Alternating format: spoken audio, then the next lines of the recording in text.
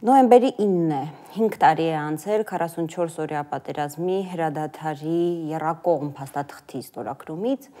2020 թվականին Նիկոլ Փաշինյանին դիմախոսները այդ փաստաթուղթը անվանում էին կապիտուլյացիոն։ Ձեր վերջին ասուլիսի ընթացքում դուք հայտարարեցիք, որ եթե նոյեմբերի 9-ի փաստաթուղթը համեմատենք այսօր եղածի հետ, այն նույնիսկ երազանքի փաստաթուղթ կարելի է անվանել, նկատի ունեիք հավանաբար այն, որ այդ փաստաթուղթը ամեն դեպքում ենթադրում էր Արցախի հարցի գոյությունը։ Օգոստոսի 8-ին արդեն Վաշինգտոնում ստորագրված այդ փաստաթղթով լրիվ փակվել է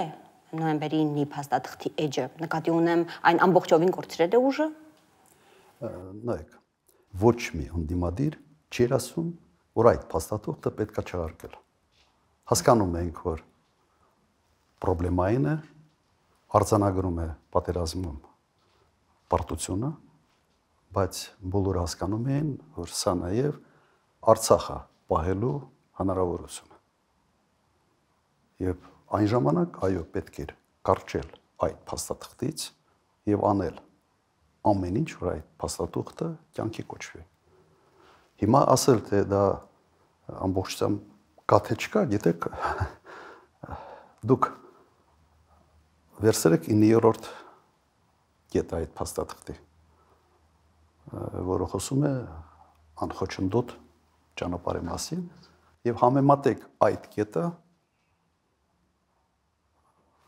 Վաշինգտոնում ստորագրված փաստաթղթի նմանատիպ կետի հետ։ Նույնն է։ Բովանդակությամբ ինքը նույնն է։ Ուղղակի այն տարբերությամբ, որ այն ժամանակ կար Արցախ, այն ժամանակ կար Լաչինի Միջանցք եւ այդ 9-րդ կետը մտցված էր հենց Լաչինի Միջանցքի հետ որոշակի սիմետրիա ունենալու տեսանկյունից։ Ադրբեջանի պահանջն էր։ Եվ այն ժամանակ փոխանակել այդ կետից ապահովել իսկապես ճանապարհի ֆունկցիոնալը, ոչ թե հանձնելով որպես միջանցք, այն ժամանակ միջանցքի տրամաբանություն չկար ընդհանրապես։ Նիկոլ Փաշինյանը հետևողականորեն հրաժարվում էր այդ կետի կատարումից։ Ուղղակի հիշեք։ Հետևողականորեն հրաժարվում էր այդ կետի կատարումից։ Եվ այդ հրաժարվելը բերեց նրան, որ Լաչինի միջանցքը փակվեց եւ ավարտվեց ամեն ինչը Արցախի կորստով։ Սա փաստեր են։ Հիմա ինչ կատարվեց, նույնատիպ, այսպես որոշումը,